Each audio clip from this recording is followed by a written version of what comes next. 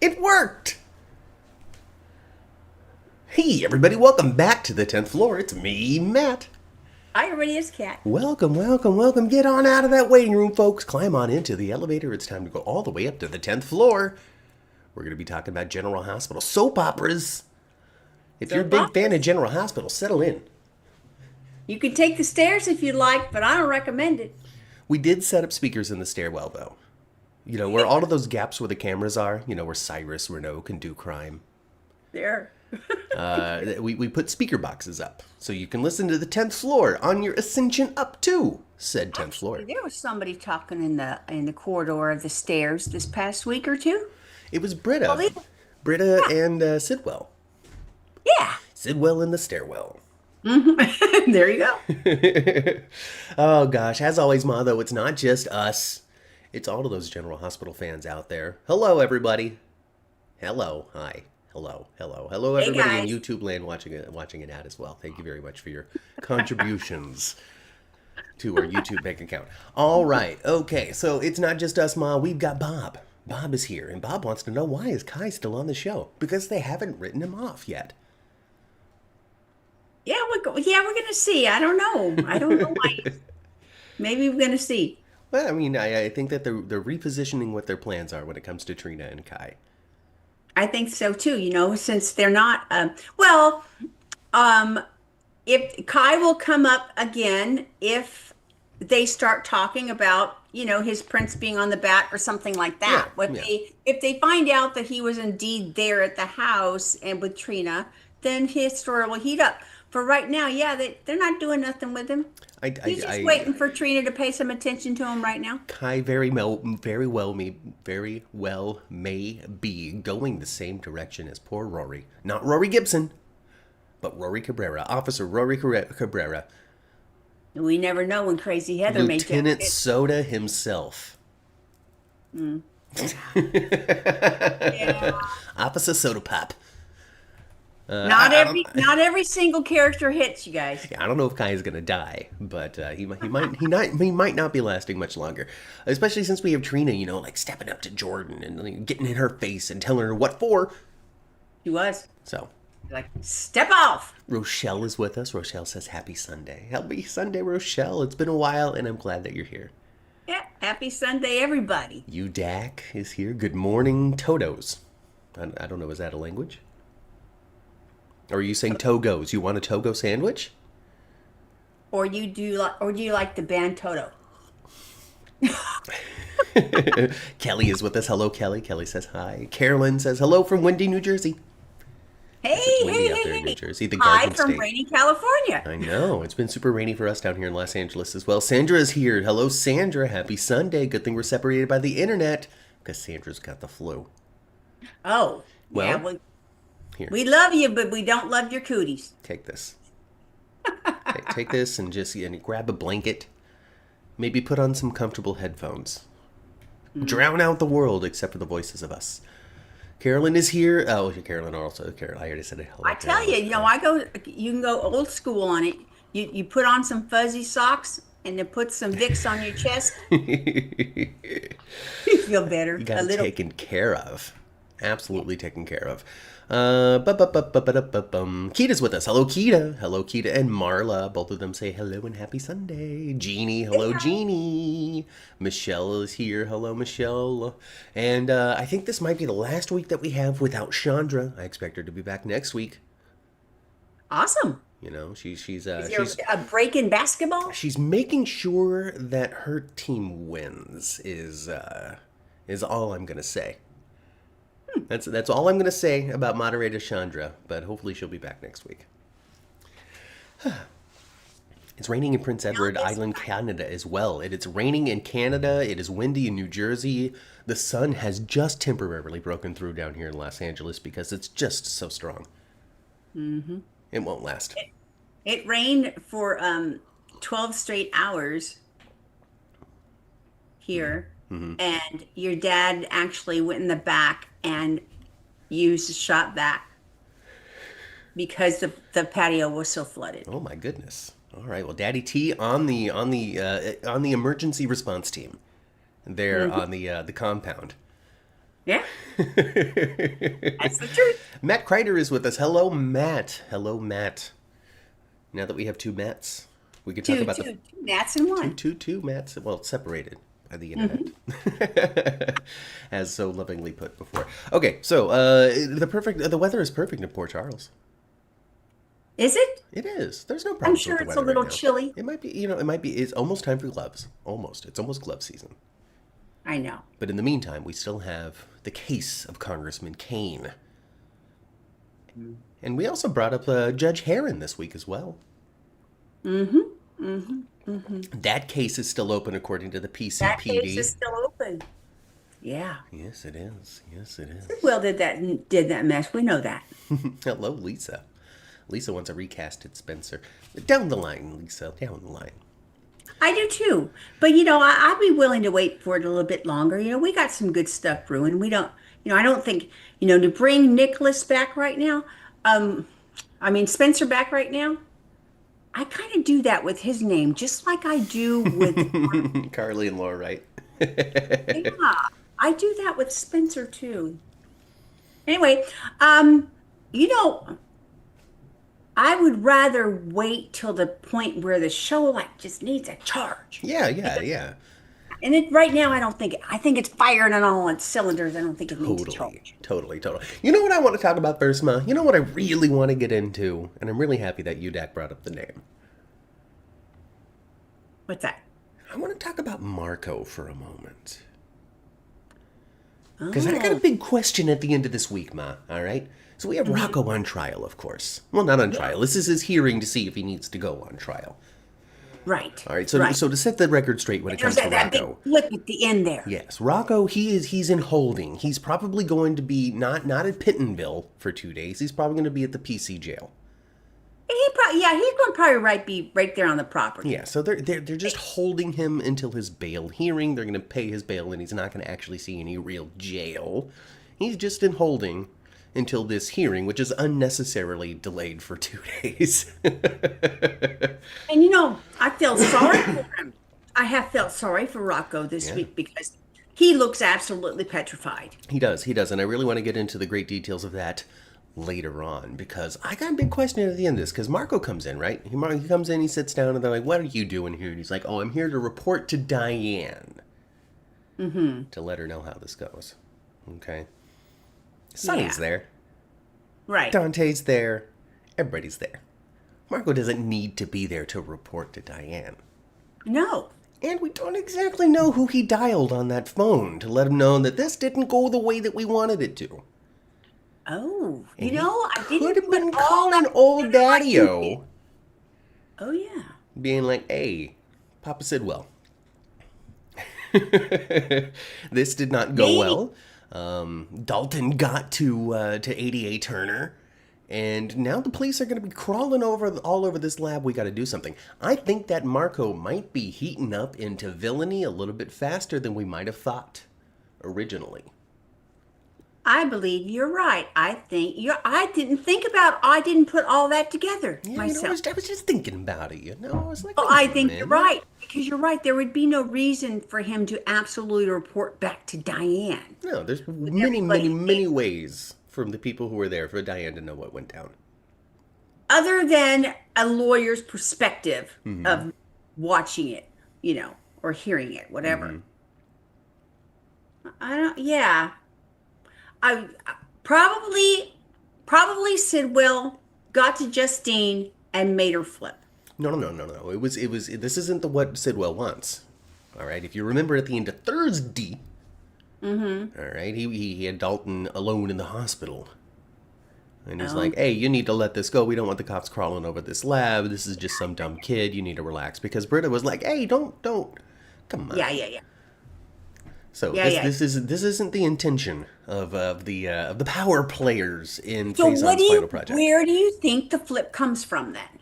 The flip comes from Dalton. So Dalton went and he saw Turner before the thing, and he's like, oh, there's all these things that I need to tell you because I'm Australian and I'm a liar. I'm a liar. So basically, from what I gather from what happened on the show is after Sidwell told him to let it go, Dalton went to his lab and trashed it. took a bunch of pictures of it and said, this is what this kid did. The police were negligent in their research. Justine Turner. This is what really went down. You need to really punish this kid hard. And for some reason, she went for it. And maybe it's because her real last name is Sidwell, Mom. I don't know. Maybe she's a Sidwell X, and she's trying to stick it to him, too. I don't know what Justine's thing is. But I find it very interesting that she went with what Dalton said. So does it have to do with Sonny? Right. Maybe. This is hard. This is challenging. I need answers. I need General Hospital to come back on Monday with some hard answers for me. I have too many questions. It's like watching Lost. It's like watching. Keita doesn't think that Dalton is going to be around much longer. I don't think so either. No, they're going to find him floating in the lagoon. I wouldn't be surprised. We're going to wind up right the Pine Barrens, but it's close enough. We're going to find him like they did the judge a couple months. You know, putting people in the drink is going to be Sidwell's calling card. That's where he puts his bodies. And Sonny and Jason could just watch them float from their window penthouse and be like, I don't know, man. It's just so obvious, Jason. You know, they always find the body. At least in the Pine Barrens, you got to dig. This body's under the bodies, you know what I mean? I tell you what, that's Sidwell. He is dastardly, you know? He is. He's tipping the scales right now. Somebody needs to come back to town and take some control, Valentine. Valentine is very distracted by trying to take Brennan down. I know, but you know, it seems like Valentine just knows. He's just got the goods on everybody. He knows everything that's everyone's doing. Remember All My Children, Ma. Remember that wonderful soap opera, All My Children. Sure do. And it started off with the flips of the pages of the album. You know, we saw all these pictures of all of these wonderful characters, right? Now, if you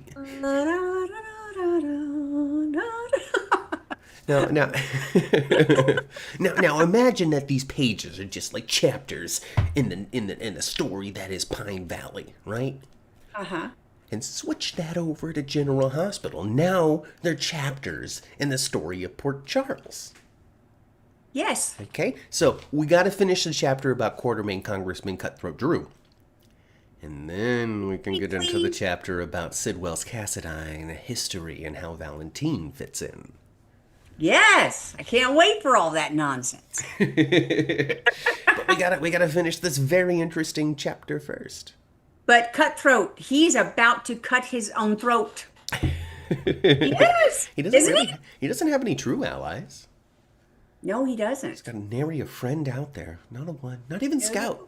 No. Not even Scout. And somebody tried to shoot him, you know. Well, somebody successfully shot him. Somebody tried to end it. End it all. And well, I'm ready, and I'm sure the chat agrees with me, and you do too, probably, Matt. Aren't we ready to find out for real who it was? Yeah. You know, we can do it at any point now. Yeah. You know, I think that we're gonna get to Willow's trial portion first. That's what I think is gonna happen. So it could be coming soon. It could be happening in the next 3 weeks. I don't know. I don't know, because there's still a couple of little things happening. All right. So Willow just got out. Right. So, and the first thing she sees is Jacinda and Michael with that hooker. Yeah. Oh, yeah. She's burning mad, huh? She's burning mad. Alexis did her magic right away, didn't she? She sure did. Alexis does wonderful work. She's a great lawyer. So Willow's out, and that's the first thing she sees, and who knows what she's going to do next week because of it. She's a loose cannon. I think she is too. You know, Willow's different now. Maybe she went in jail, made her hard, right? She's just losing it bit by bit. Bit by bit. Bit by bit. Ugh. Especially since she didn't do it. And Michael really is framing her, just like Drew and Willow intended on saying it was Michael no matter what. Well, yeah. I think that he did put the gun in Elizabeth's house. Totally. 100%. I think he did. Do I think that Willow did it? No, I don't. No, I don't think Willow did it. No. At this point, it was the ghost of Christmas past. At this point, right.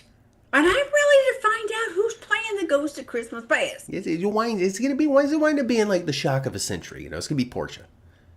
The one we never Well, thought the entire time. it cannot be any of the obvious. Can't be No. that. No, it's not going to be Michael. It's not going to be Willow. They totally walked away from it being Curtis or Nina. Your grandma thinks it's Nina. Oh, well, I would still love for it to be Nina. You know, she went out the back door. They didn't check the back door camera of her apartment complex. That's cool.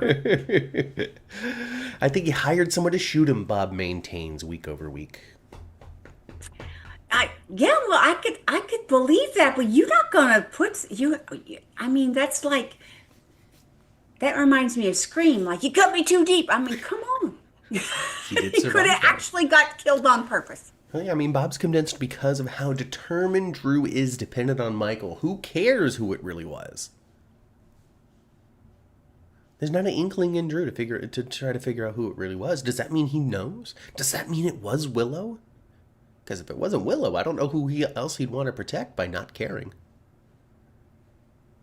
Yeah, what do you mean? It would be. That would be a shock, though, because, that would be absolutely opposite of what I just said, that it really is Willow. I don't know, man. Who? All I know is I hope we all find out together soon. It was Jagger. Jagger. It was Jagger, yeah. It was Really? Jagger. He's just still bleeding out. He's stumbling around, confused. He thought it was Sonny. That's what it was. I haven't resolved Willow's crazy. I still think it's possible that she did it, says Bob Zellini. Bozzolini, excuse me. Bozzolini. Thanks, Bozzolini. Hey, welcome to the show. I don't know. Scout, I hope. But she did get pretty mad. She did get pretty mad, though, when she found Jacinda sitting there with Michael, with Wiley. Exposing And it was, him you to know, a and sex it's extra because Wiley was there. The way she reacted, though, was as if Jacinda was giving Michael a lap dance. Right. As if Michael was like, all right, Wiley, I'm going to give Jacinda $75 right now, and we're going to go upstairs and do adult things. One day, I'm going to give you $75 when you're of legal age to do the same thing. And then he gives Jacinda 70. It's as if that's what was happening when Willow walked up. Well, yeah, of course, but I don't, she's jealous of the fact that they were sitting there looking like a little happy. Oh, of course. family. Absolutely 1,000%, 100,000,000%. Yeah, that pissed her off. Pissed her off good. You don't like it, Willow. You don't like it. You don't like the partner that I've chosen. You think that she's not good for our children. I wonder what that feels like. I wouldn't know. I don't have a frame of reference. Oh my gosh. Yeah, Uncle Drew is a hot mess. And Uncle Drew's a hot mess. Oh, and he just wants the family I'm to get just so over ready it. for Jason to just go pound on him one more time. You just want it to happen I can daily put at up this with him point. for a couple more days. I would say at this point in the timeline, anytime Drew and Jason are in the same room together, Jason gives them a little of even if it's a miniature wallop, he gives them one. Yeah, I mean, last time he saw him, Drew went to run and he was like, "Ooh!" But he couldn't get away on those crutches fast enough. Autumn, hello Autumn, thank you very much for your contribution to the show. Autumn says, hey guys, I thought Willow was completely inappropriate about making that clothes comment in front of Wiley. She had some nerve. After all the things she's done to Michael, Chase is going to lose his badge. Oh, goodness. You're totally right, Autumn. All of the terrible things that she was saying about Jacinda and then blah, blah, blah. Willow was the person who exposed Wiley to her former career more than anybody else, because she's not even a worker anymore. She's not even standing under the red light no longer. Right. No, Willow, you're right. Everything that Willow had to say did not make the situation better, because at that point, Wiley was very, very innocent in the fact of his age. His innocence didn't let him go there. No. Why would he? No, he doesn't know nothing about that stuff. Right. So you're basically, right. he's Willow like, "Hey, didn't this is care at Daddy's all. new friend Jacinda, and she has great taste in sundae toppings. Mom, you got to get to know her." And she's nice to me. And she's so cool. And she's so cool. Yeah, and then I'm going to go home and Daddy thinks sleep. she's pretty.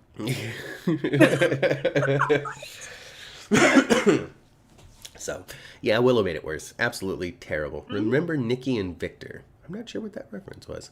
Remember that Willow was, remember what Willow was doing to baby Daisy, says Lisa. It's true. Right. You know, Willow's got, she got two bad examples of moms, actually. Harmony was an awful mama. Mm-hmm. Oh, Damaged totally. Willow. 1000%. Terrible mother. Damaged Willow. And Nina's just so off her dang rocker, you know. Oh, Willow does not have great influences, all right? She's got terrible genetic influences. Silas Clay and Nina and that whole Reeves family, which is Liesel and Madeline and anybody else that we've met that's related to her. Nell's crazy butt. Uh-huh. All right? And then she was raised by Harmony and Colts. Her real name isn't even Willow. Her name is Callie Miller. Exactly. Kelly with a contribution to the show. Thank you very much, Kelly. The person who shot Drew, Kelly says, will probably shock us. We never even thought of them, and it's someone on the current canvas. I'm counting on it. That's what I want. I want to be, wow, did you see that? Mm-hmm. I didn't think it was Kendall. That kind of shock. I'm all for a big old shockaroonie. If this peters out, I will not. If it's like that stupid storyline with the business of what was it, Pittman or whatever? Pikeman, yeah. That fizzled. I was like, what was that? It became a bridge story into what we're going. Became a bridge story into Brennan. It did. It put Valentine away for a little bit so we can give that character a bit of a breath. And they gave us Brennan in the meantime. I think Valentine's gonna come back hot. I can't wait. Oh, and it got us Double Agent Dex and the footage. Mm-hmm. The footage that Carly stepped on. Mm-hmm. Yeah, I remember it all.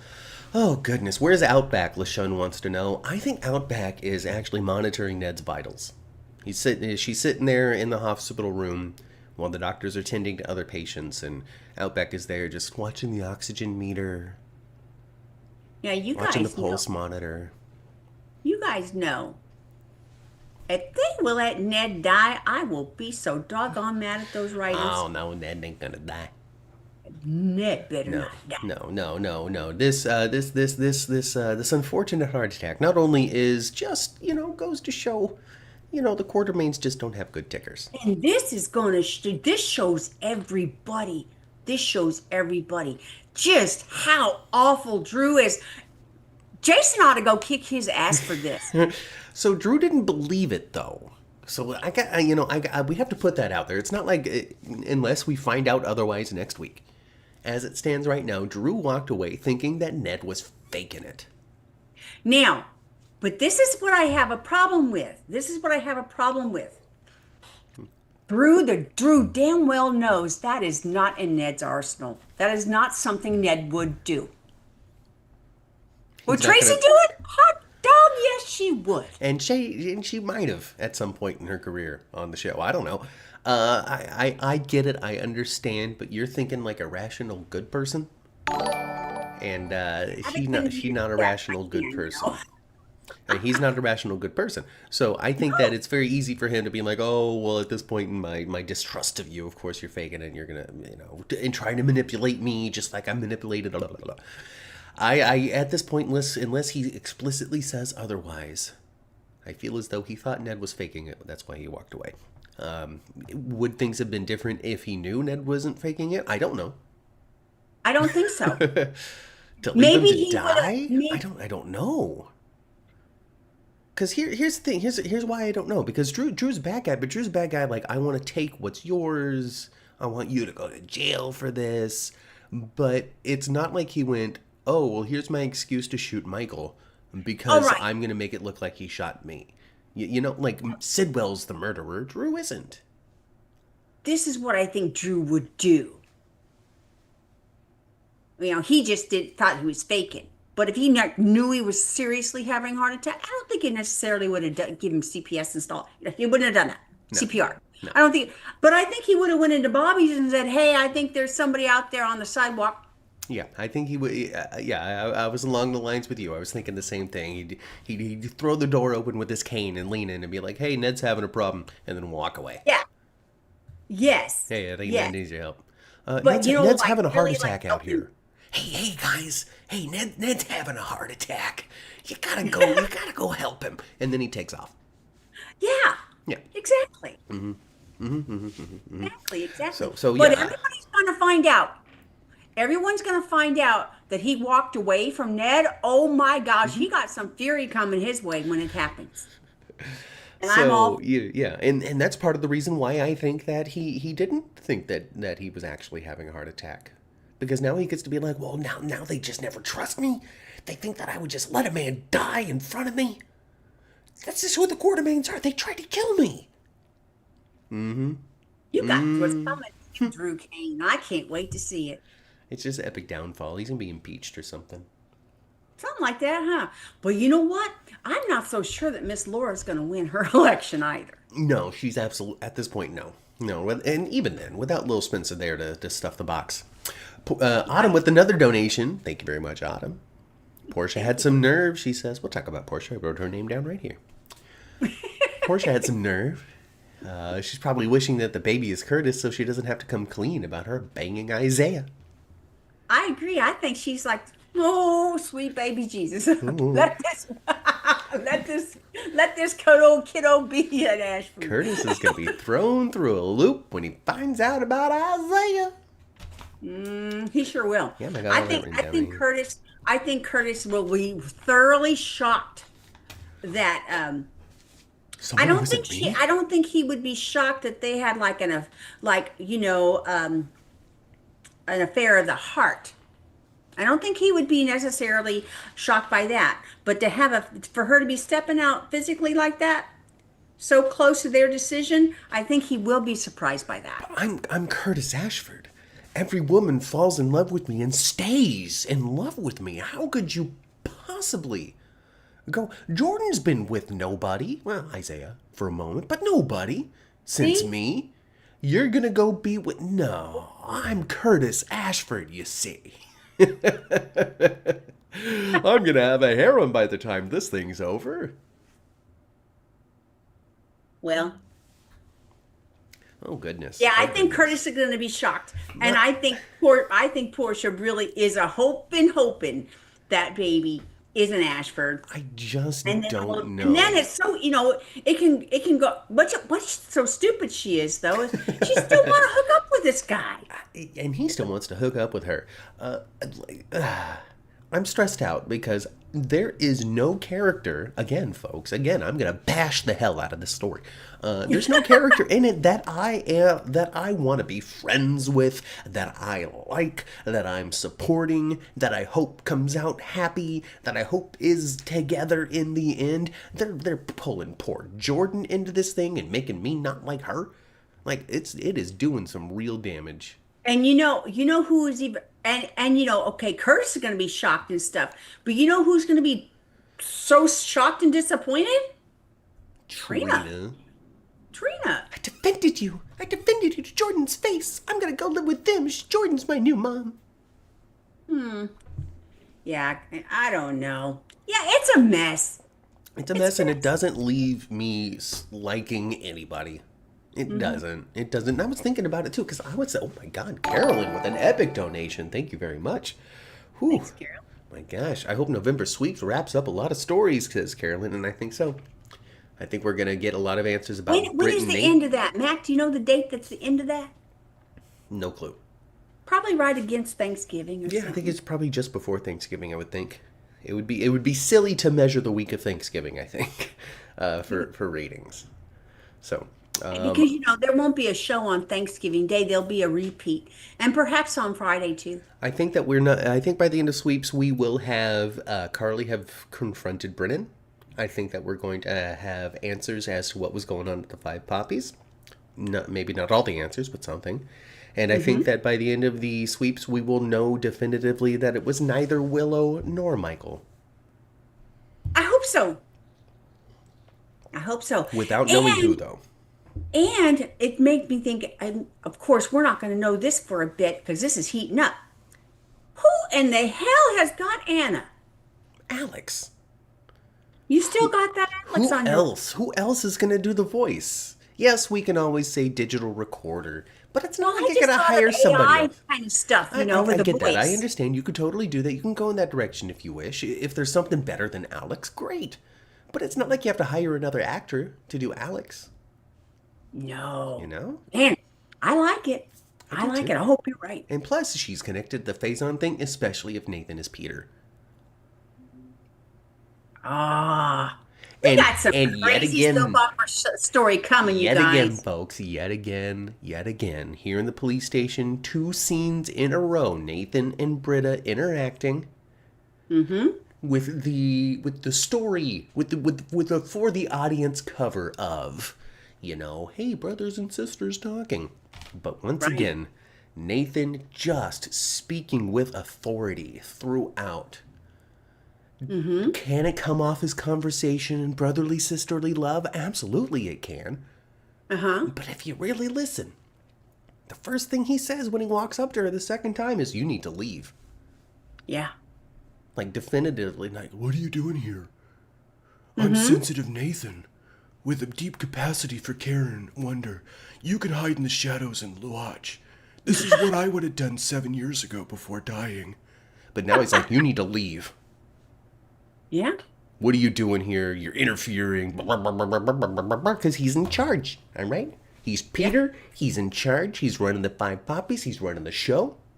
He's exactly where he wants to be, inside the PCPD, which is why he chose the identity of Nathan, because it gets him in the PCPD, and it also gets him Maxie. It sure does. It sure does. I can't wait. It sure does. Yeah, I think you're right, man. I think we're going to get Peter back without Wes Ramsey. And then we're going to do some sort of sci-fi shenanigans where they pull him apart. Hello, Melinda. Yep. Nathan said that because he knew Dante and Lulu are not fond of Britt. That's a way to spin it, Kelly. That's an absolute way to spin it, and I think that's what the writers want you as an audience member to spin it as. But it's just, there's just so much authority, and she's not really like britching him at all. Right. Because, I mean, I think that they've let it known through subtleties that she's known all along that he's been alive. That she's still trying to suss out what it is that he's doing. Yes. Yes. That's what I think. That's my observations from my chair as an audience member. No inside track. I haven't talked to anybody. I don't even know the names of the people who write it aside from the head writers. So Don't even know. So there's no way for me to even ask. That's true. Phone girl wants Valentine out to go save Anna. Oh yeah, I think so. And I'm good for a Anna Valentine 2.0, 3.0, 4.0, whatever it is. They're gonna find out that Anna's been kidnapped, and Carly's gonna have to go and break her out. But then she's gonna be wearing the wig, and then the guards are gonna be confused, and they're gonna throw Carly in the prison. Because she's got Anna hair. Complaining about injecting Carly and all that. Well, it's a Carly story. This Britta and WSB get Joss out. I'm so disappointed in you. This is a Carly story. It is. It sure is. The voice is Pascal. He's back. He is. He's posing as the butler. Oh, je ne sais pas. Remember there used to be Alfred over there? Yeah. Nicholas always had an Alfred. Reginald. Spencer used to be mean to him too. Well, Spencer was a brat. Still is. He was such a brat. He's probably being a brat somewhere with no memory. Turd, wasn't he? He's still a turd. Put Lulu back in a coma. I don't know if Lisa even likes the show. Goodness, put Lulu back in a coma. You know what? The wonderful Alexa Havens. How could you say such a thing, Lisa? I like Lulu being on the show, but you know what? She's not she's not a very intuitive mom. She's a what the heck, girl? What? She's Your not into it. your mom and dad are Luke and Laura. You know, you're not supposed to parent in such an uptight, up your butt way. Come on. It's the spike in enzymes that she had while her liver was failing. You know, and it did a little something up here to the parental cortex is what we'll call it of the brain, where she all just Uncle Cyrus's fault, all of it. It's all Uncle Cyrus, and all the advice that she's really ever been given by anybody ever since waking up is, "Hey, Lulu, simmer, just calm down for a minute." Good talks to her. You know, when Laura gives you a good talk, there is lessons to learn. You know, there's like she got some true wisdom when she really talks to you. She does. Matt wants to know. Don't listen. I'm sorry, we're jumping topics left and right here because that's what we do here on the 10th floor. What's up? Lulu, don't listen. No. She's a spitfire who's gonna make her own choices no matter what. Well, you know what I did love? You know what I did love about Lulu in the last couple of weeks? I love the way she handled Tracy. I thought it was cute. I thought it was endearing. I mean, she's like, step monster. You can stay as long as you want, but these boxes got to go. Okay, I don't got room for these boxes. I just thought it was cute, you know. Go get yourself a quarter-main storage unit. Yeah. Well. Yeah. Back into the previous topic. Matt wants to know, why hasn't Nathan shown any interest in Bailey if he is Peter? And I've got an answer for you, Matt. Because I'm brilliant. It's, his stage. It's got to unfold it, okay? You can't, he's posing as Nathan. He can't just be like, I'm really curious about my niece. What's going on with her? And these 7 years, Peter may have just gotten more crazy. I think that there's stages to the plan, and he can't get to Bailey, but he can get to Bailey's brother. Because he's posing as Nathan. Right. So I make a relationship with James. Boom, I'm in the house now. I'm hanging out with Bailey. Plus, also, Matt, I do want to remind you that shortly after Bailey Lou was born, Peter said the infamous words, "Put the baby in the box, Maxie." He was ready to throw that kid away and try one more time. Yeah, he was. There might not be much fatherly love there. Put the baby in the box, Maxie. We'll try again somewhere in Pigeon Hollow. That's where everyone goes to start a new life. So, you don't think there's any amnesia? You don't think there's any necessary programming? I think he's Peter with a Nathan face. And he already knows 100% that he himself is Peter. Yes. Okay. That's why Spinelli's in terrible danger. Yeah. I think if you're right, I think everybody's in crazy danger because Peter hasn't come back as a sound man. And so do you think that Alex and Peter are in cahoots together? Oh, totally. And that's why absolutely. 100%. You know who's going to figure this out, Alex? Valentine bad. Valentine, you get your butt out of jail. She already doesn't trust me. Alex, we have to get rid of Anna. She already blocked me from being in the PCPD until they find out what really happened. And we can't let them know. Yes. Yes. That's what I think.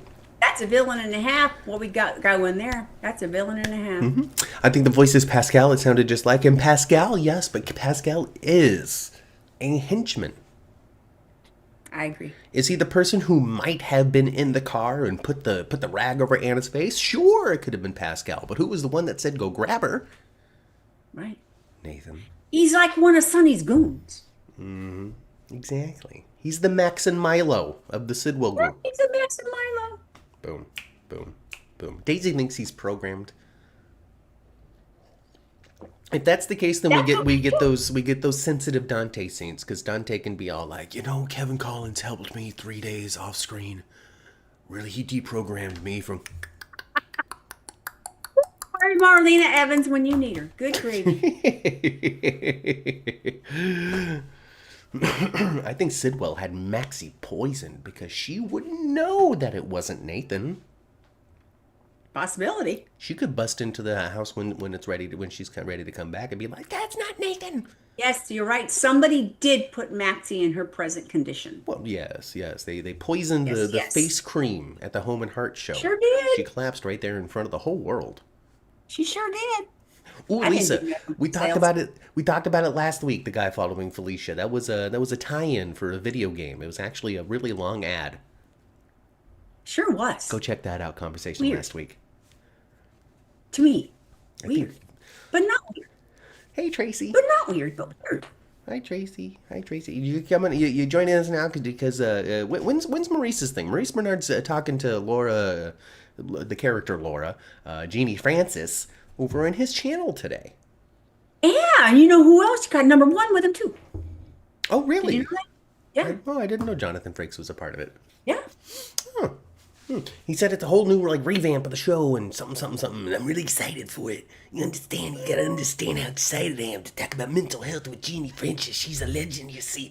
And then I could talk to Commander Riker. Hey, what was it like serving on the Enterprise? And he'd be like, that was a show, Maurice. Really? Love it. Hey, I got a prediction. I got a prediction. What's that? now. I'm ready for you, Mom. Tell me. Okay, my prediction is Uh-huh. that Chase is going to mess up his relationship with Brooklyn. I think that's a foregone conclusion at this point. He's going to mess up his relationship with him and Brooklyn. They're going to break up. And you know what? It's going to happen. And the afterglow of Gio embracing his parents. Brooklyn and Dante are going to get back. They're going to get together. They can give it a shot. I think they're going to give it a shot. They gonna give it a shot. And you know what? I want my prediction to be correct. I would love to see if we're going to have Dante, we're going to have Chase and Brooklyn break up, which I think it's kind of obvious that that's coming up. If we're going to have them break up, why? I want Give a it a good shot. feel Give for it a good 8 months. I want Gio's parents together for him. I love it. So it's funny because at this point, I made this revelation on Twitter, and I think people understood the joke, and I hope that y'all understand the joke right now. I'm about to say, Gio's grandma and his grandpa are married. They sure are. Brooklyn's mom and Brooklyn's dad and Dante's mom Yes. are married. So Gio's grandparents are married, which is great. I'm very happy that he's got Yeah. married But in a grandparents. convoluted way, huh? But that also makes Brooklyn and Dante step siblings. And so you know how people talk. Well, yeah, that's true.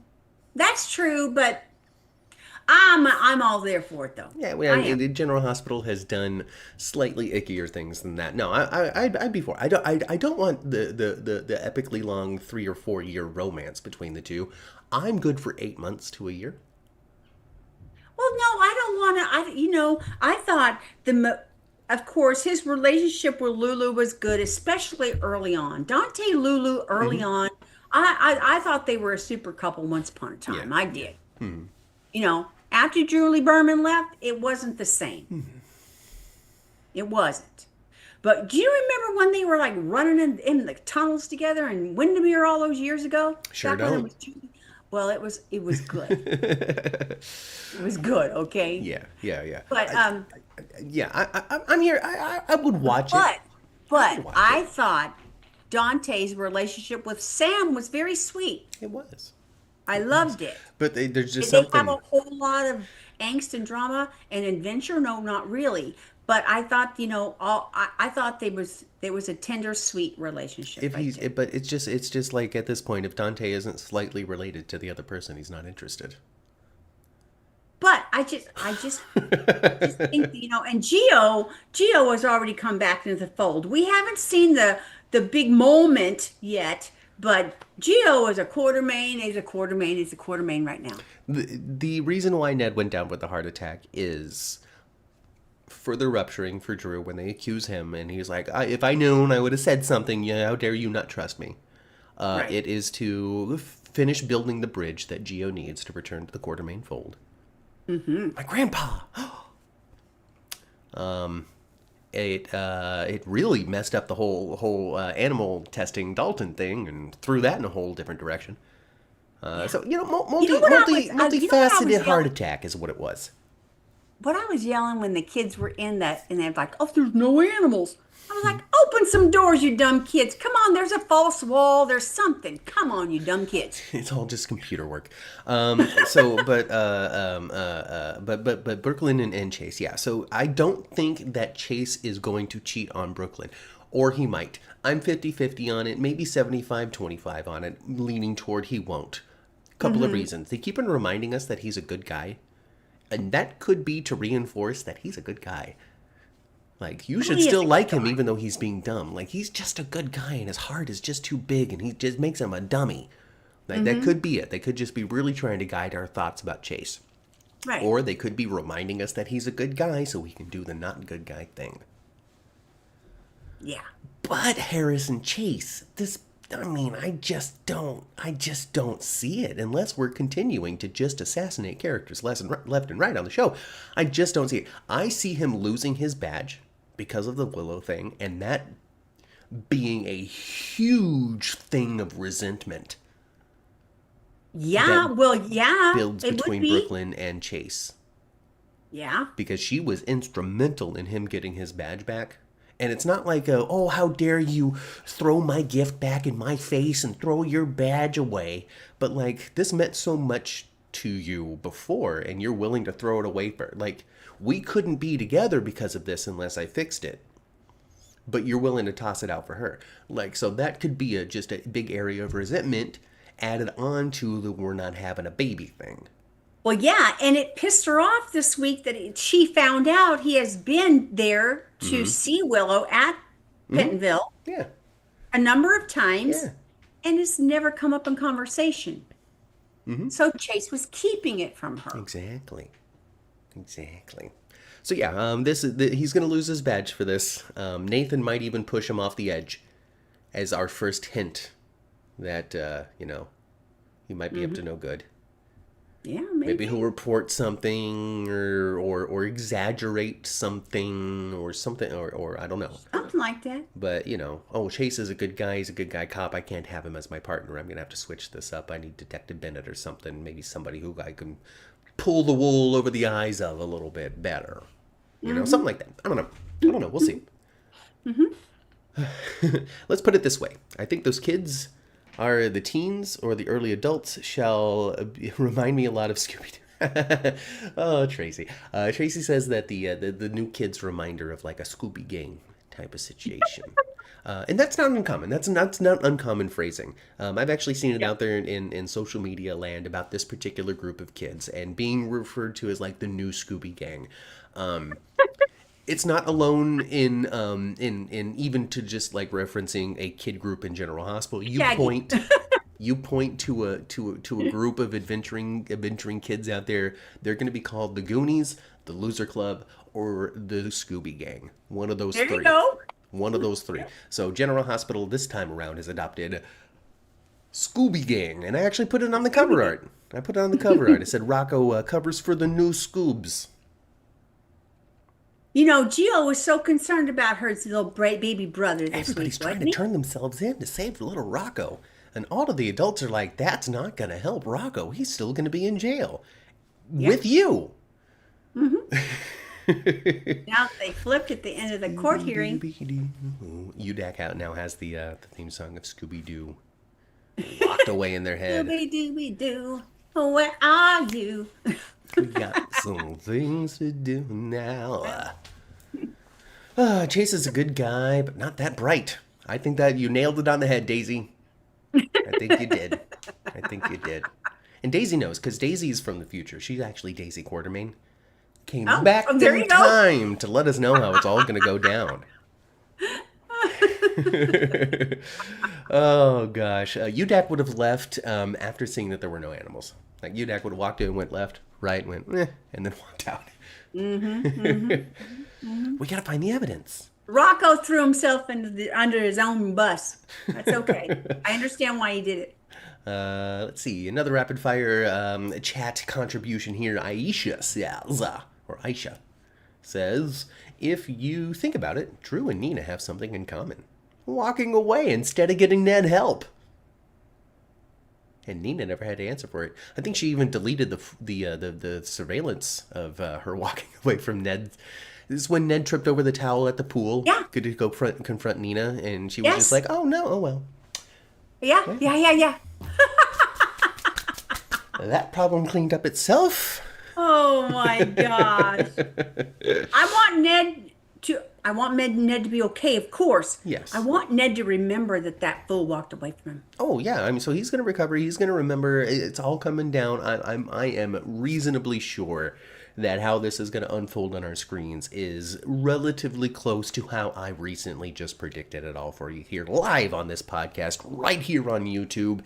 And if you haven't liked or subscribed yet, now is a perfect opportunity. You can even rapid fire some reactions in the chat right now to give us an engagement spike. And if you're watching on a replay, leave a comment. Leave a comment right now about what you think. Tell me, what do you think about Martin Gray at this point, huh? Oh, you know what? I heard a little Kentucky in his voice this week. It's when he's being really sensitive, you know. It's when the real Martin Gray is coming out, because I'm suppressing this fake accent that I'm doing. When he was talking to his sister, a little country came out of him.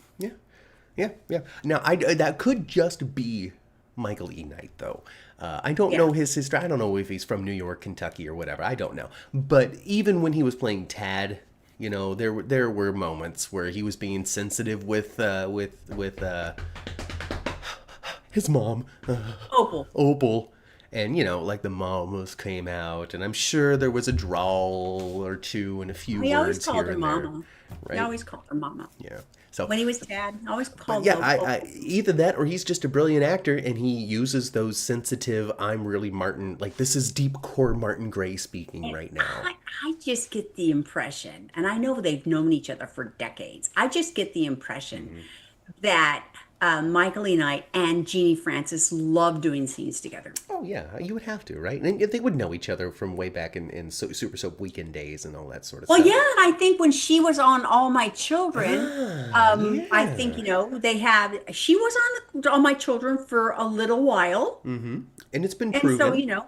It has been proven through James Patrick Stewart and Michael E. Knight that a friendship can maintain even if you haven't been on the same show in 25 years. Exactly. So, entirely possible that these soap veterans really enjoy sharing the screen with each other due to previous respect and being able to admire each other from afar. And I was so happy to be wrong, because last week, you guys, I was saying that we were seeing Martin walk away. So here's the thing. So this is fun because Bozzolini... So I'm glad to see that. Bozzolini puts into the... That. Yes, I'm glad for that too. Bozzolini puts into the chat, Martin has become a jerk. And that's perfectly timed, Bozzolini. Thank you very much. Because I'm going to analyze Martin Gray right now for you. Can I say something real quick, though? Mm-hmm. I think the character of Martin, to a certain degree, not necessarily 100% in business, but when it comes to, like, you know, just his behavior in general with family and whatnot, that there's going to be a line in the sand, and I think there is a point where his sister can just grab him by his damn ear, give it a twist, and straighten him up. Yeah. So, and that perfectly ties in with some of the points I was about to make. I don't think that Martin Gray is necessarily a jerk. I don't think he's necessarily a bad guy. I think in the case of what we've seen recently was he got really wrapped up in the Drew shtick because of his issue with the Quartermaines.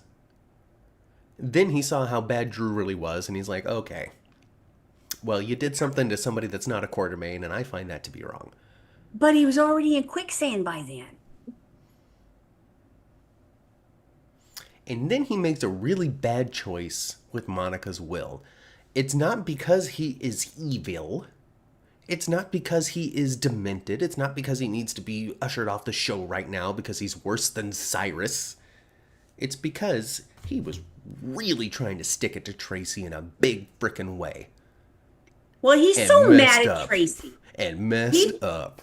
He feels absolutely traumatized by what Tracy put him through. Yeah, and he wants some good old payback. Let's not forget that Tracy... But it went too far. Well, did it? Because here's the thing. We didn't see it, and we see Tracy as the hero because that's how they wrote the show. But Martin was not on the show for a number of months because Tracy manipulated it so his ex-wives took literally all of his money, and he spent months in jail in California. Yes. To a point where he was finally released and went back to Port Charles having to live with Laura because Tracy made it so he lost everything. Yeah, and I know he was just spinning it right back on her. I get that. He was spinning it right back on her. But this is the kicker though. That wasn't the only person. He punished the entire family. How? They loved Ronnie. Well, because their house was gone as well. It would have been just fine in Ronnie's hands. She would have sold it to Michael or Ned or somebody at some point. Nope. Martin did not do the right thing. He absolutely broke the law, and he manipulated it, and he created a bunch of tension in the Quartermain family, and he made wonderful show. And then Drew manipulated him. Yeah, and then trying to sell it, and you're like, oh yeah, we're sticking to Tracy even harder by Drew trying to buy this house, and plus it's a legal matter, and I said it would help him with legal things, blah blah blah, yada yada yada, yada yada. No, he absolutely made the wrong choice. He was not the right man to do it. Was there a reason for him to make this terrible choice? I think there was. And all of this is to lend into why we should, at this point, still have a little bit of a door open in our hearts for one Mr. Martin Gray, especially when he shows up to his sister that we all love. We all love Laura. He shows up to her, his tail's between his legs, his hat's in his hand.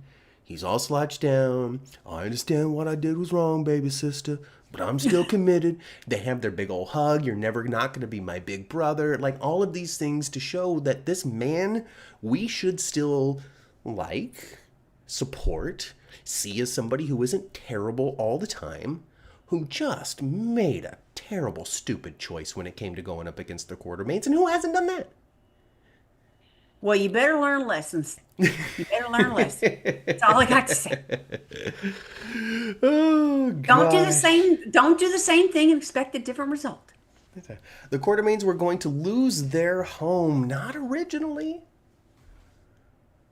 Not originally. Ronnie did not. No, not originally. Ronnie did not get that home and then open the door and say, "Everybody, get the hell out of my house." No, I think you're right. I think you're right that Martin intended. And there was no reason for him not to think so, other than he should have known, Drew is Drew. Yep. Yes, his intention was for Michael to just buy the house. Or something. Or something like that. Or have somehow Veronica gets to stay and they're just kumbaya on it or together. Or she just keeps holding the house and, I don't know. But I just don't. Yeah, the original plan did not include trying to sell it to Drew or trying to sell it to some stranger because he would have arranged that. Yeah. Well, he sure did get wound up in his revenge plot for Tracy, didn't it? It kind of blew up in his face. It did. Blew up in his face pretty. I think he'll land on his feet though, because and the reason why I think he'll land on his feet is because he's still here. Last week I was wrong about him being gone. I thought, oh my gosh, you're going to have him walk away like that. That's just not satisfying one bit. Port Charles needs a lot of lawyers, it seems. So, Oh, I know. Oh, and you know what? I did like to see old Rick and Sonny in the same scene together. They have a unique chemistry. Those boys. They have a great brotherly chemistry that you really just buy and believe. Oh my gosh. And then when Rick was like, Mom would like this. It made me reach out to him on Facebook and be like, Rick, come on our show. He hasn't responded. Come on, Rick. Come on, Rick. It's a real name. I know what your real name is. You don't hide it. Rick Herbst. Oh, would love to have him on. Yeah, it'd be fun. So it seems as though Rick's time in the basement of the Coven was actually transformative. And this is the fun of General Hospital right now, especially when it comes to their antagonizing characters, or this is step one in his revenge plot. let me cozy up to Sunny so I can cozy up to the Miller Davis things so I can F with Alexis. I don't know. I don't know either. It's hard for me to believe that Rick Lansing is just going to let this go. Mm-hmm. You know, it would think that he would have some kind of revenge plot. Mm-hmm. Or it was genuinely transformative. Because here's why I think it could be genuinely transformative. Here's why. His kids are older. He's older.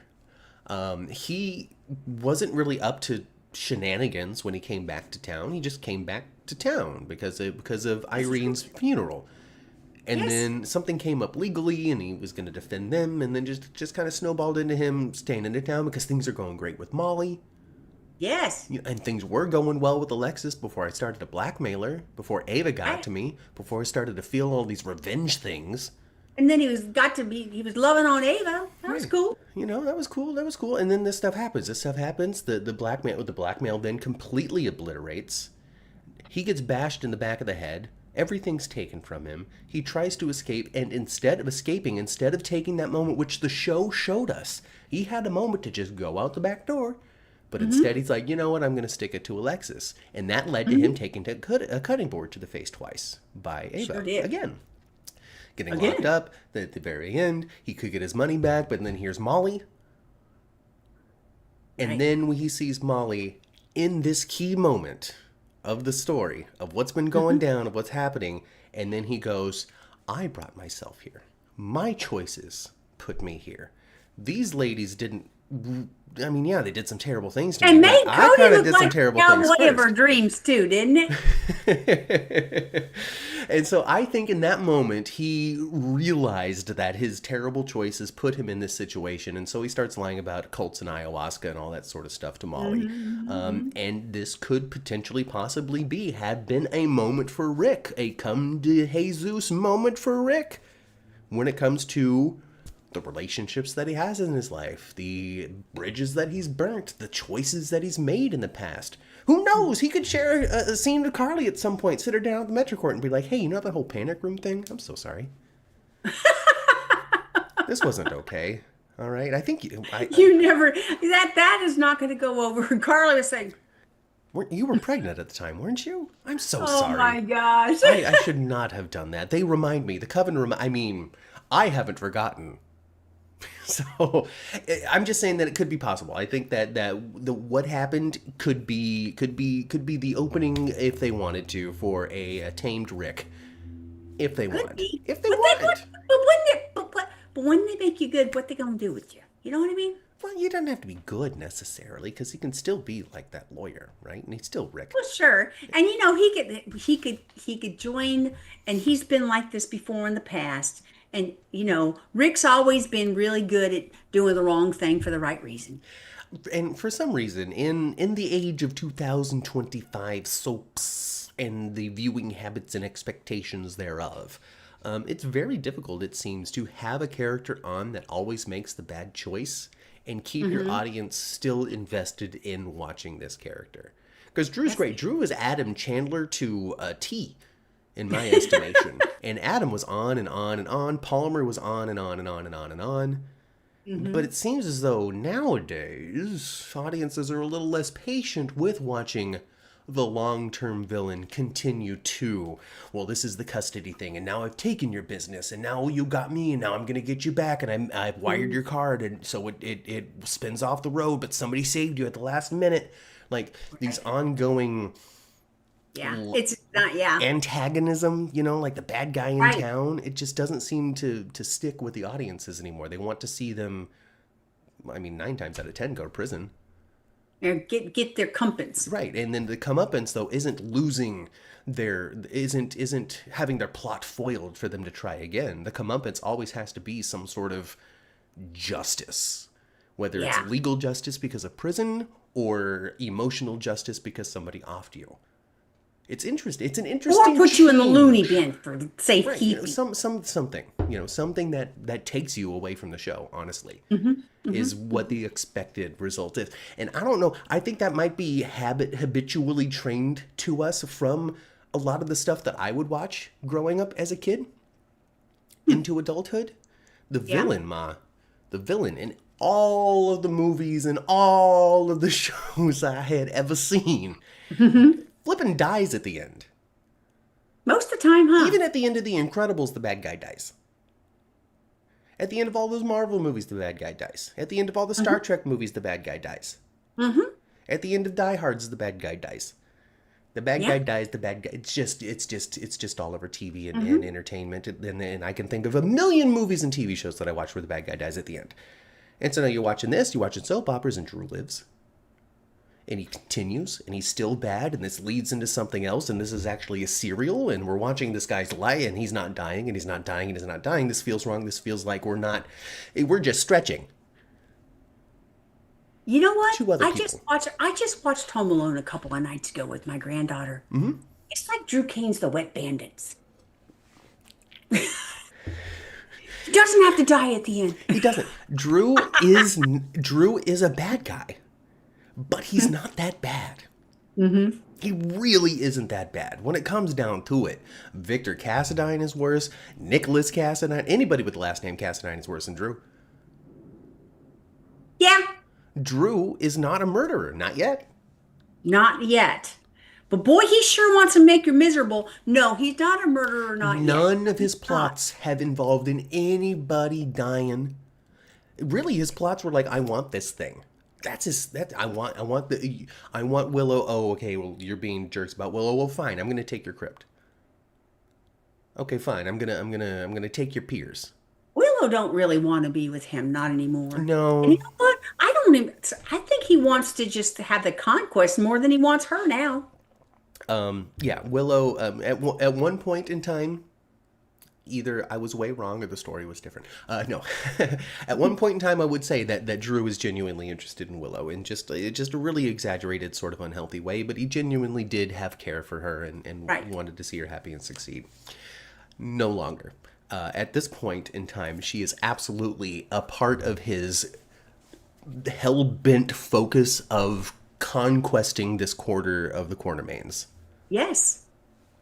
So yeah, I don't find any genuine togetherness between Drew and Willow any longer. No, she's just part of the stick 'em to 'em plan. Yeah. So she's part of the plan. And well, I'm gonna have Willow, and she's a great trophy wife, and she's really strong and intelligent and pretty and looks great by my side. And I could give her a foundation to run as my power couple in politics. You know, like he could see all of these things for the future. Well, that's Willow. kind of where he started. I mean, wasn't it his idea for her to be a representative for leukemia and blah blah blah? Yeah, and then 6 weeks later, they were making out under the fireworks. Exactly. Yes, ma'am. Yes, ma'am. Drew can be reformed, says Bozzolini, and there we go. Drew can be I agree. reformed. Should he? No, not right now. Could he? Absolutely, he could. Would he? Will he be one day? I am sure. There's going to be a time in which Drew is faced with a dilemma, and then he makes the right choice. I think so too. I'm sure of it. It might be 3 years from now. Now, this past week, he failed big time. It's not going to come soon because his villainy right now is just too good for TV. That could have, boy, oh boy, if he would have given it, of course, Ned did have a heart attack. If it had turned out, he would have just jumped in and did everything he could as grandson Gio did, if he would have taken that spot, oh my gosh, that would have given him a leg to stand on with the rest of them Quartermains. Totally. Keita wants to know if it was ever revealed that Martin slipped something into Ronnie's tea, and the answer is no, not to anybody but us here in the audience. And it's probably not going to be revealed. It's probably never going to come out. And I think it's something that everybody should just forget about and move on. It's just a plot point of the Ronnie story. It's a tough thing to say, but once again, we're talking. It's a rotten thing of Martin, though. He's willing to drug somebody. Yeah, so that's the exact mentality that I wanted to lead up to talk about again here once again from the lens of an audience in 2025 that has no patience and sensitivity for somebody being drugged. If we go back to 2009, nobody really would give a crap, or been like, well, did it get find out? Did he get in trouble for it? Has he been punished for the fact that he slipped something into her? He made her drunk. He did. He didn't make her passed out. He didn't make it so Ronnie was no longer able to make the choice she would have if she was sober. Mm-hmm. He loosened her up so she would tell Tracy off. It was wrong. It was the wrong thing to do. Nobody should do that. I'm not saying that people should. But we also have to remember the sliding scale of things that people could do. And this one's much closer to green. At the time. Yes. He was that mad at Tracy at the time. And this one is much closer to green than it is to red. He didn't slip her a Mickey so she was passed out and anybody could do anything that they wanted to her.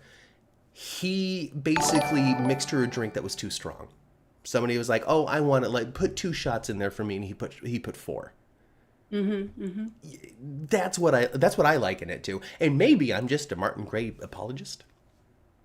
Maybe. But I'm just saying, of the sliding scale of terrible things, like what Esme drugged Trina with, way worse than what Martin drugged absolutely Ronnie absolutely. with. You know, it was just manipulating the situation for it to go the way he wanted it to. Thank you for your contribution, Basilini. I understand. However, he did not know 100. He is not a medical doctor, and he doesn't play one on TV. No. He did not 100% know what would happen to her. Which is why it's wrong. It's absolutely wrong. Yes. Don't do it. There's some real world ramifications if you were to do this in the real life world of real life today. 100,000 million %. 100,000,000 million %. But it looks like Miss Ronnie is gone. Yeah. She's out looking at houses now in her favorite neighborhood. Yes, her favorite neighborhood. She's out looking at properties, having a good old time. I want her to come back every once in a while. I want her to blow in town every once in a while. It'd be nice, right? I would love to see her come back. She winds up with 1% of the Quartermain of ELQ. She's gonna come back and settle some debates. No, she's good. She's good. I mean, I'm a Martin Gray apologist, and I'm not afraid to say it. But I think that we got to keep in mind the fact that this isn't the real world. This is just a fantasy. The beat in the story was that Martin slipped her a Mickey, and it was meant for more comedy than we got to stick it to Martin because he's a malicious drugger. We all have to do what Lord did. Give him a big hug and forgive him. Yeah, just forgive him. Hey, knucklehead, okay. Don't do that crap. Well, don't do something stupid like that again. Now get out of here, you scamp. What's that, Rocco? Poor Rocco. Let's talk about it now, Ma. Okay. Poor Rocco, poor Lulu, poor Dante. Poor Commissioner Dante. First day on the job.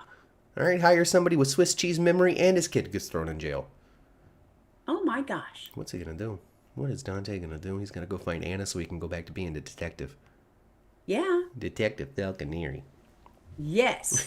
To the other Quartermains. Keita was more specific about, does the other Quartermains know that it was Martin who slipped Ronnie and Mickey? Not necessarily is he going to be thrown in jail. I understand. I used your point as a diving board to just be a know-it-all. Anyway.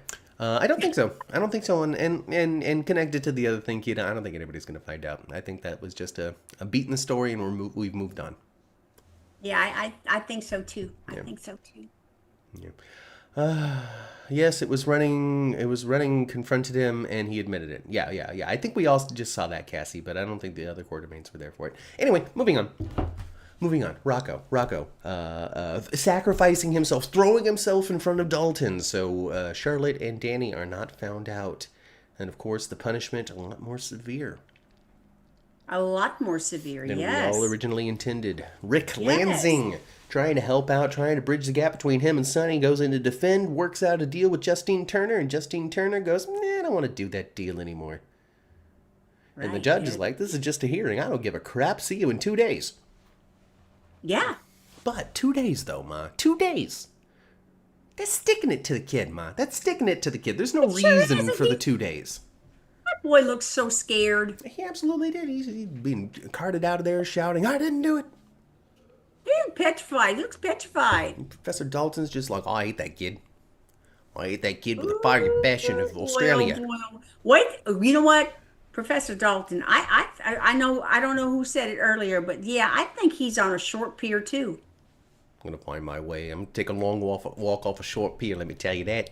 Right off of Pier 54. Yep. What's Yep. that? Is that the launch? Well, there's no boat there, Sid. Well, and oh! it's kind of, in a way, it's kind of too bad. You know, that this actor's got a lot that he could bring. It's just not working. It's just the character. You know, You know what? It's not that it's not working. he's very good on Y&R. It's not that it's not working. It's that they rehired. It's that they hired Kelly Tebow. I think I said it 2 weeks ago or something like that. It's because they had Dalton, and now they have Britta, and now they don't need Dalton. It's just a shake of the casting. Yeah, I think so. I think that's, you know, I think you're right. I think when they first hired him, Kelly Tebow wasn't on the canvas yet. No. And they didn't know that she would be. No. And then the opportunity came up. The Do you negotiations think went well. I mean, I don't know. You may know. I bet you Angela would know. Did she reach out to Frank and say, "Hey, can I come back?" I think that the way that I heard it, at least, and I don't know if this has been covered in any sort of magazine or if this is, I don't know. So, you know, ride with me, folks. The way that I understand it is she left, and then the Station 19 thing was canceled, like, immediately. Right. And then she just, like, was, like, not quiet, I guess, to Frank about being open to an eventual return. And at first they were like, "Meh." You know, I mean, you went out pretty solidly. We cremated your character. You were pretty public about being like, "I'm done with this." Yeah. I don't know. And then I don't know turned into, "We came up with a great, fantastic story. Please come back." Yeah. That's my understanding. I don't know how long that was. I don't know who There's came up nothing with that what. Liaison can't do. Right. So it was somebody else's ashes the whole time. Who were they? I don't know. That's the big question, huh? That's the big question. Sonny will get blamed. I don't know what Sonny will get blamed for, but it's easy to blame Sonny for stuff. It sure is. It sure is, because he probably did it. Or did something similar in the past. That's for sure. Yeah. Sonny is not going to be pleased with Justine, all right? Justine looks at Sonny like, at the end of the thing, and you know that Mr. Corinthos is he's seething. burning. He's burning. I He's just like, changed your tire, you bitch. exactly. I sent a fleet of tow trucks out for your car that was half a mile away from my house, and you chose my house of all the houses. You could have knocked down Curtis's door. He lives next door. Oh, he lives next door to Carly, because Sonny moved down in that place. Yeah, he did. He moved into whose house? Anna's? No. Whose house was that before? That's Valentine's house. Oh, it was Valentine's house. That's right. Yeah, that's right, because it had walls. That was the whole thing. How'd you get past the walls? It's not like he's living at the end of a cul-de-sac. Well, she Sonny's is terrible, Justine Turner. classic terrible security Sonny does. People walking up to his front door all the time, just like the Quartermains. Just like the Quartermains. Yep. Oh my goodness gracious. Kaiwan having a love-hate relationship with the show as he usually does. Keep With watching, General man. Hospital or with us? No, with General Hospital. Keep watching, buddy. Keep watching. He never got blamed when he killed Kate's cis phone girl. Nope. He never got blamed because guess what?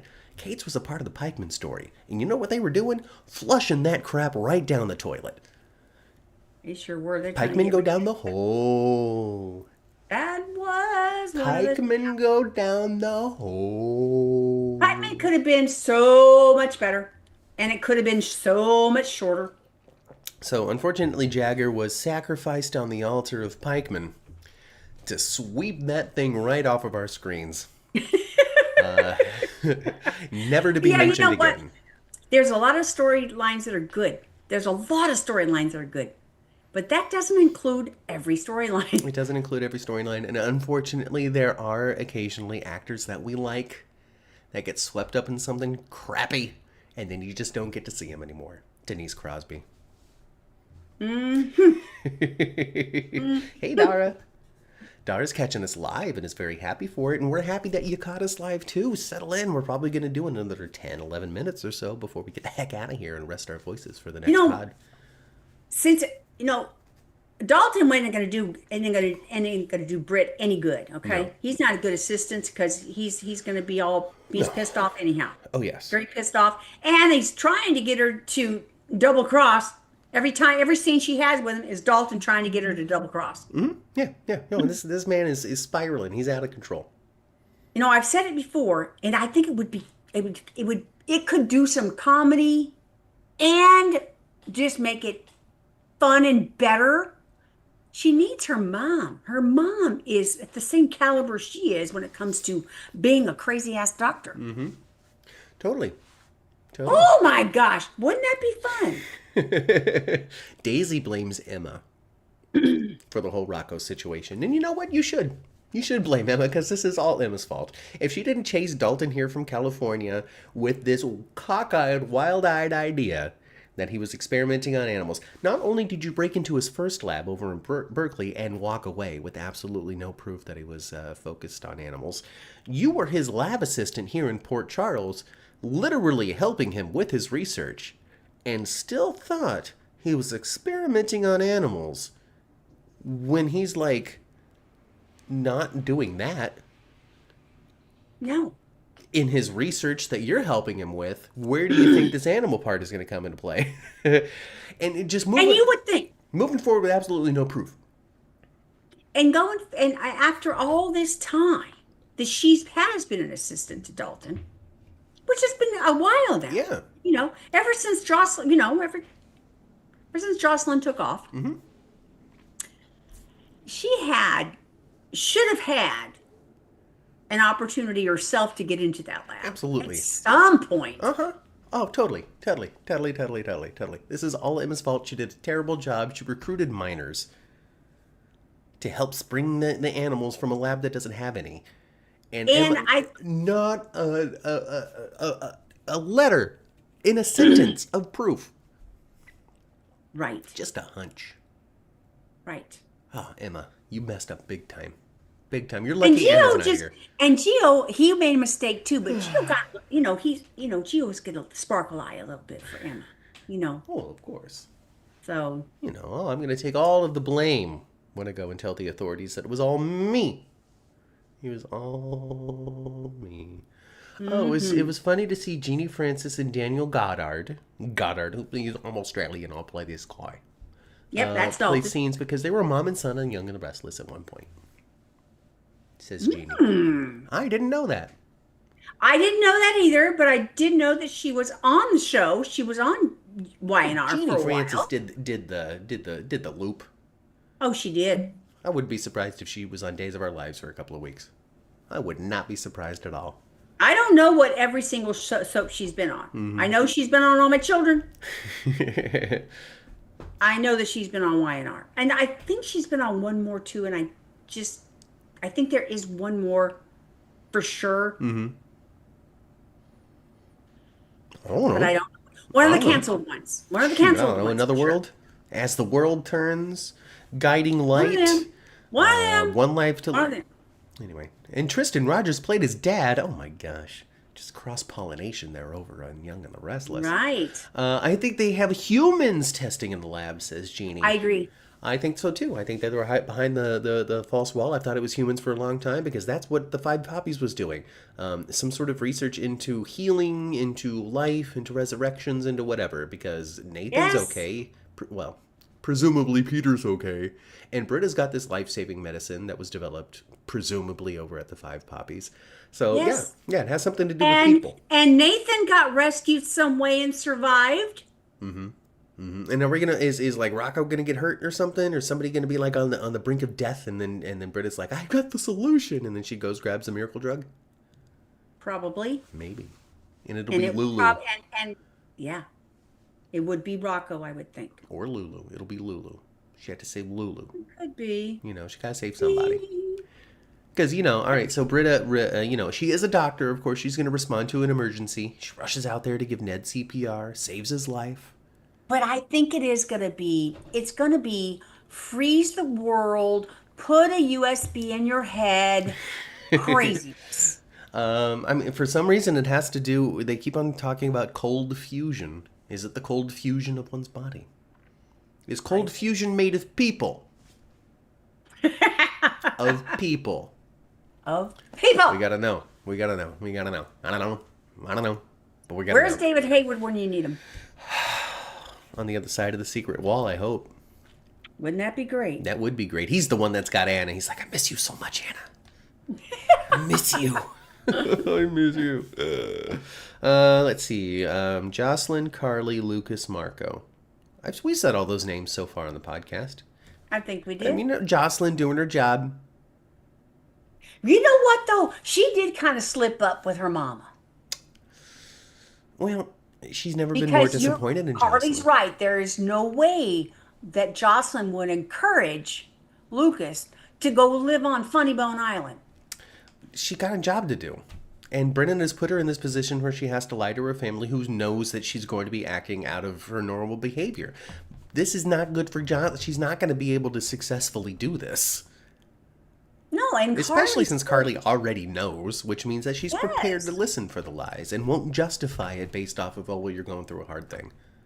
Right. Mm-hmm. Brennan, you better run for cover, dude. You need to run for cover. Gosh, we've said all of these names. Do you think that Commissioner Dante is going to be a good commissioner? Yes, I do. I actually think when they said that he was commissioner, I felt so comfortable with that decision. Like there was no really. I think he ought to stay there. Actually, you think this might be the end of? I mean, why not? Why not at this point? He's got enough gray. Mm-hmm. And plus, he gets to be like that commissioner that like I'm still gonna get out there. But it's super conflictive though, because Sonny Corinzo is his dad. Unless he loses the Pierce and he gets out of the mafia, or that's just the next bit of story.